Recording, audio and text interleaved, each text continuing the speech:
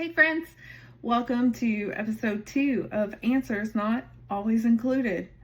Full disclosure, this is take 3 and hopefully the last take.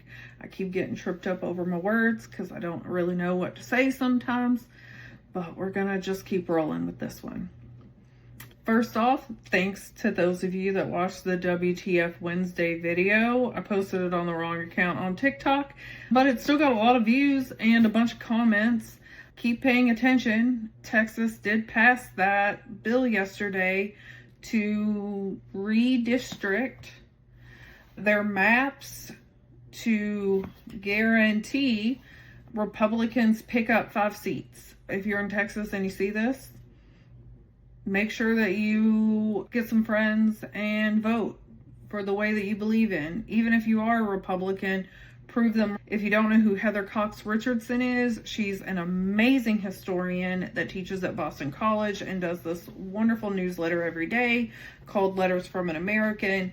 And she talked about this a little bit in more depth to the point that in Texas, where it's 60% majority non-white, it takes over 2 million black voters to be able to secure a representative in their districts now. I think it's 1.2 for Hispanic districts and a few 100,000 maybe for whites. I will link her newsletter in my show notes so you can get the accurate numbers. Sorry, I didn't write them down.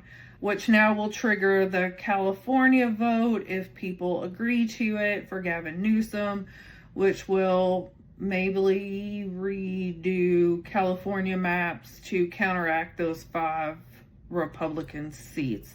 Because no seat should be a guaranteed seat. I know that's what gerrymandering does, but I just want to say that gerrymandering's wrong regardless of what party does it.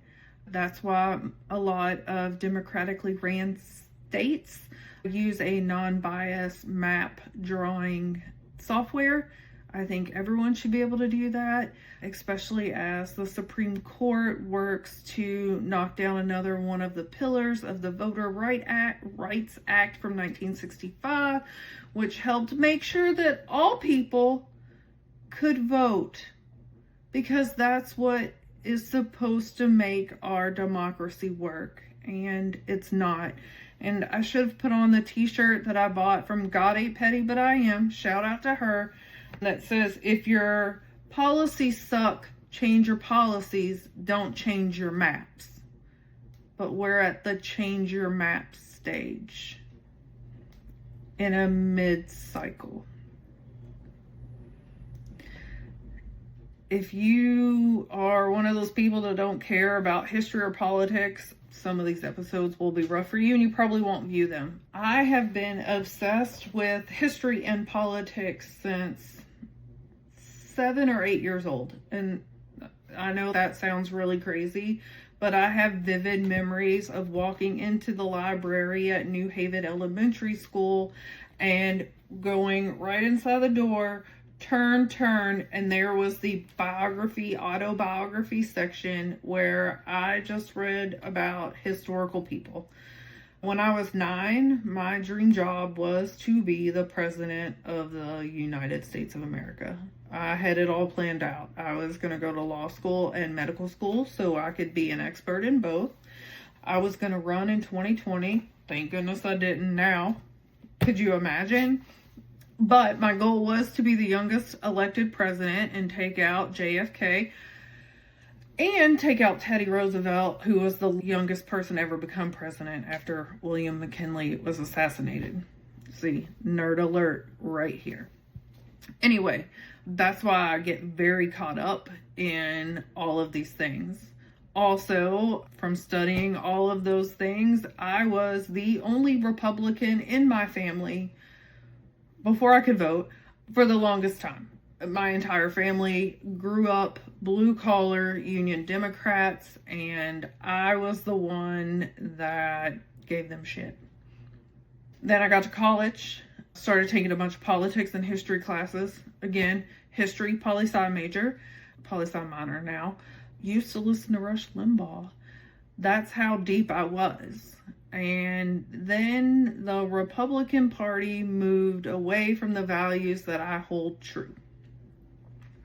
And now I am one of the only Democrats in my family. I was also an independent for a little bit. I have voted across all parts of the political spectrum. And I won't say both parties because I've also voted third party gladly.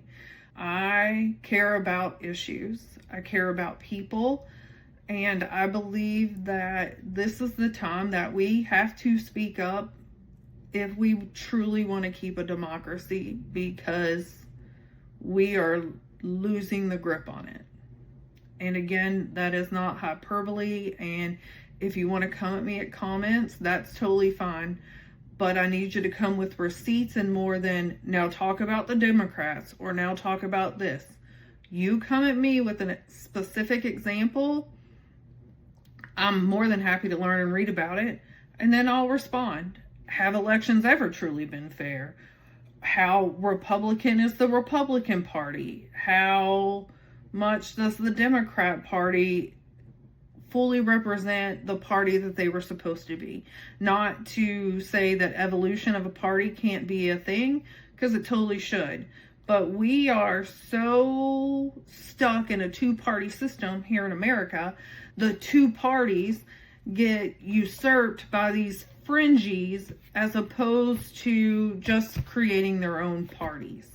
And that's part of why our democracy is a little different and why we care more about these super majorities than we care about working together.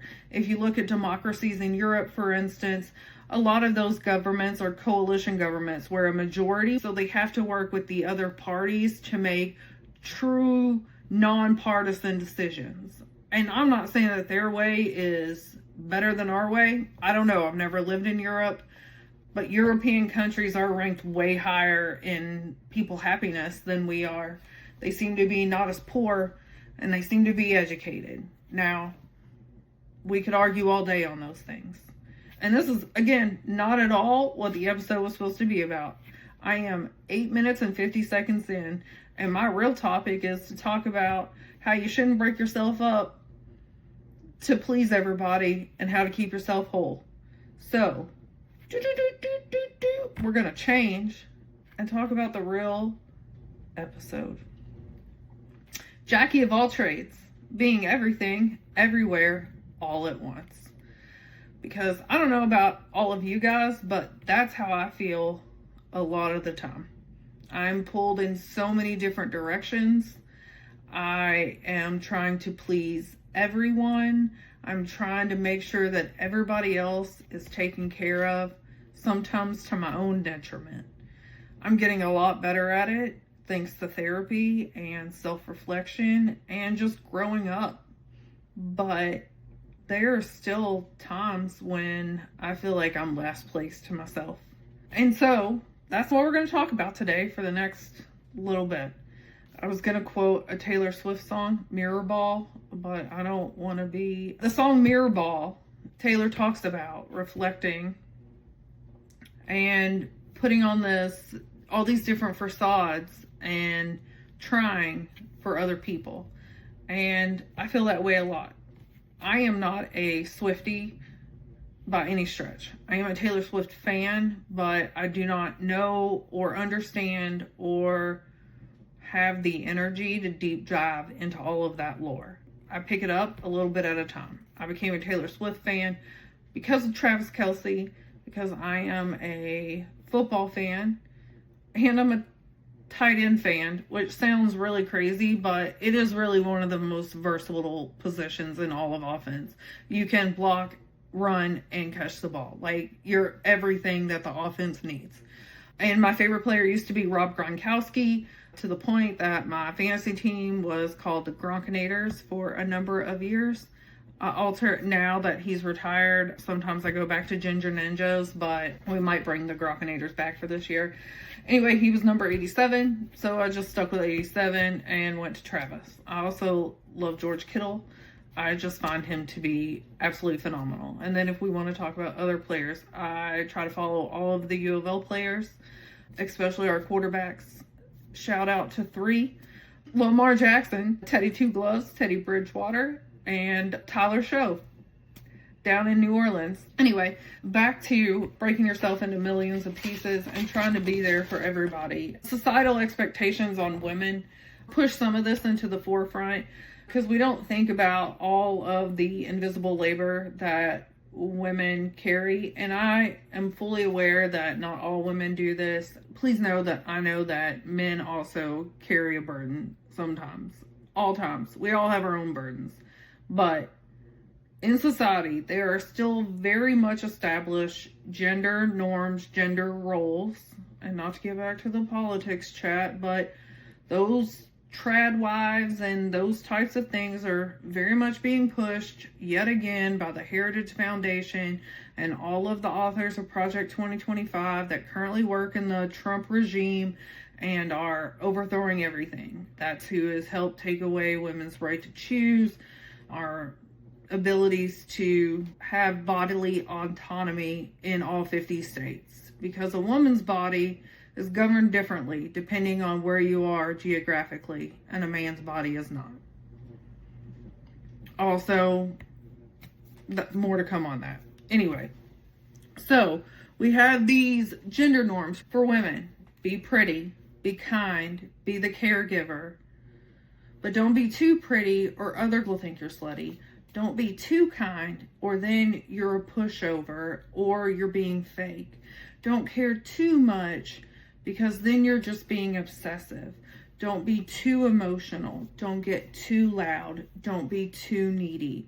We're either not enough or too much. When are we just right? When are we the Goldilocks? And as I get older, I will qualify sometimes with, I know I'm a bit extra, or sometimes I'm too much. But something that I've been doing to change that mindset is I'm not too much. My puzzle piece just doesn't fit in your puzzle. And that's okay. I'm tired of cutting the edges off of my puzzle piece to make them fit. And I bet there's a lot of you out there are. Men, women, thems, theys, non-binaries, all of you. I know that we all feel that way from time to time. So I'm telling you, stop cutting the edges off your puzzle piece. Pull yourself out of that puzzle and find the puzzle that you fit in. Because it's out there. You'll find your tribe. My book's over there, which makes me think I have another section talking about what's on my nightstand, but I'm currently listening/reading, and I'm gonna say both because I listened to it while following along in the book, to Green Lights. Now, it's not that I hate to read, but who doesn't want to hear Matthew McConaughey read Matthew McConaughey's words? Because he says them exactly like you think, and it's everything. And the book is amazing. I know I'm behind the game. I even bought the companion journal and I've used that a couple of times, but it's a great book. It's helping me reformulate scenarios in my brain. He has a couple of different stories about how things didn't always turn out the way that he wanted them to, which might be a red light or a yellow light, as he says, but it tends to lead to a green light. And so we just got to find the path that leads us to our green light, or the puzzle that is our green light.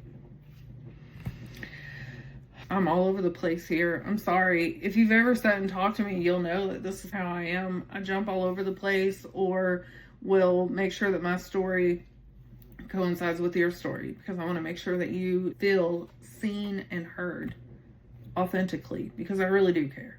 So, as I said, the Mirrorball effect. You feel like you're always in some kind of performative or pleasing manner. Now, as I continue down this path, and you're still listening at 17 and a half minutes in, please know that all of these experiences that I talk about that are mine I do not believe that the other people involved were probably intentionally trying to cause me to feel that way, even knew that what they were doing caused me to feel that way. As I continue therapy and growth and all of these different paths that I go down, I've become more and more empathetic, which is crazy because I'll cry at the drop of a hat and at almost any commercial. And so I've also become much more sympathetic to others. I can not necessarily see, but I have an understanding of why people tend to do things the way that they do them. I try to keep in mind that I'm not justifying by knowing what those things are, and I'll still call you out if you're wrong about it. But I work really hard to try and see what the other side is, so that I don't get my feelings hurt, because I do a really good job of hurting my own feelings and thinking about all of my own downfalls or burdensome things about me. So I don't need other people to do that for me. I'm really good at it. My feelings, not meant to make others feel bad. I just said that. So then I'm going to talk about some things that pop culture parallels to other people feeling this way. Here are a couple things that I've noticed. Back to politics. Hillary and Kamala, both of those women took on Donald Trump. And we saw how both of them were in debates with him and how he was with them, and not just on debates, but just in general. And you can even see it today whenever the president is in an interview or is asked questions. He can say or do or act however he would like. And generally, the woman in the room has to be very calculated in their response to his outlandish remark or question, push, prod, whatever words you want to say. And it's the perfect example. We didn't like her because she laughed too much, because she didn't have enough joy. And I don't say we, because I voted for her, full disclosure. And I know how she was put into the role itself is controversial, not saying that is not true. But when you hear people talking about how she slept her way to the top because her boyfriend happened to put her on a board that she was eligible for and qualified for, she slept her way to the top. But we don't talk about the man that she had sex with, who was in a position of power over her. We don't talk about that guy. But that's fine. We can also use female and male differently here. For instance, the Johnny Depp Amber Heard situation. Everyone initially took Amber Heard's side, and Johnny Depp's entire world got crashed around him. And then all the truth came out, and now he's starting to get roles back and all of that, which I think is great.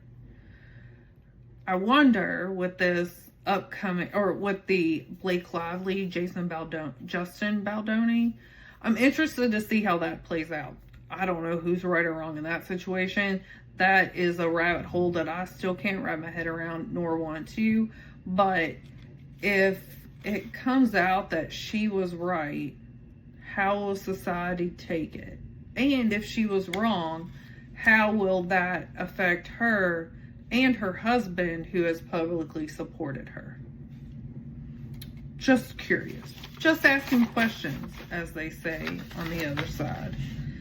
What's on my nightstand? We already talked about. Green lights. I also just finished Think Like a Monk by Shetty. If you haven't read or listened to Shetty, he's amazing. in my opinion, but everything here is my opinion, right? I listened to him and Jelly Roll on his On Purpose podcast. Again, that's a shout out to Jelly Roll because he's who I wanted to see. And then listening to Jay Shetty talk made me want to find out more. I grew up Catholic. That was my religion until I was 18. I've gone to many other Christian-based churches and have found that those aren't for me. Not that I'm not saying I'm not Christian. I'm not really sure. I guess I'm agnostic or spiritual, but I am definitely not a fan of organized religion. We'll talk about that later. The other book that I'm about to start listening to is You Better Be Lightning by Andrea Gibson. I might have spoken about them in the first episode. If not, they were the poet laureate of Colorado a few years back. They recently passed away after a years-long cancer battle. And one of their poems will feel like a punch to your soul that you never understood. The first time I heard them speak, it took my breath away. The day after they passed, their wife Meg, posted a poem that they had written a few years prior, a love letter from the afterlife, I believe is the full title. I have sent that to a number of friends who have lost people recently because it is magnificent and it touches you in a way that heals a little bit of your grief. Not that everyone grieves in their own way, but I believe that those words from Andrea will help you progress in your grief. And just remember that it's like a wave and you just have to ride it. And some days you end up on the beach and some days you end up out in the ocean. You just got to look for that buoy or that lifeline to bring you back in.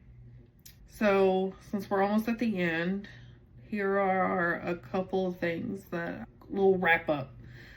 Like I said, we all switch from time to time and take care of other people and spread ourselves too thin. We just have to remember that you can't pour water from an empty cup, and you have to fill up your own bucket before you can fill up others. So make sure that your thirst is fulfilled first, because breaking yourself into smaller pieces, it doesn't make you whole. It makes you harder to put back together. It makes you miss pieces when you can't get them back together just right. You lose a part of yourself every time you break yourself smaller and smaller. Sorry, I just wanted to reflect on that for a second myself. So last two things. I have this idea on how you can see how well you take care of yourself. I haven't fully fleshed it out. It's like a draw your own mirror ball situation. So be on the lookout for that. I guess I'll post it on Instagram, Facebook, and TikTok if I can figure out how to do it. I apologize that there has been a delay between episodes 1 and 2. There might be a 2-week delay between every episode. I know that I need to get better at content, but I can only get better at so many things at one time. And I'm trying really hard to get this done, because consistency is key. And because the more that I do this, the more that these ideas keep flowing in my head and more things to talk about. So tune in a couple weeks for episode 3. We'll do a FYP Friday tomorrow, and I'll put out another WTF Wednesday next week. Send any suggestions that you have about show ideas or WTF Wednesdays or FYP Fridays, or fun things that we can talk about or do. If you've got something cool going on that you want to share about, peace and love to you all. Do what makes you better. Call your congressperson and tell them to do something to stop this tyranny. If you love America, because I don't know how much longer we're going to be America. And again, that's not trying to be hyperbole, but you got a guy that wants to start going through museums and changing what we show. Museums are supposed to teach us things. I love museums. Remember, I'm a nerd. Love them. I don't want somebody going through and changing facts because it makes me feel bad. I want to feel when I'm in a museum. I want to understand so that I can help make sure that it never happens again. So contact your congresspeople. Tell them that they are an equal partner in this democracy and to step the F up. They are truly the only branch of the government that's supposed to control tariffs. Tell them to stop this madness.